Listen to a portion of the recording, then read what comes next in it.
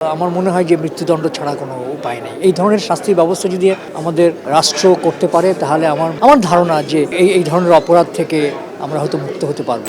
আমাদের সন্তানরা তো ভালো নেই, তাদেরকে কালো ছায়া ঢেকে ফেলেছে। আপনি জানেন বাচ্চা বাচ্চা শিশুরা ধর্ষণের শিকার হচ্ছে। সম্প্রতি রামিসার ঘটনা ঘটে গেল, আমাদের সবাইকে কাঁদিয়েছে। আপনার অনুভূতিটা একটু জানতে চাই। এটা খুবই দুঃখজনক এবং আমি তো কি বলবো, সবাইকে যেমন কাঁদিয়েছে এটা কিন্তু আমাকেও স্পর্শ করেছে।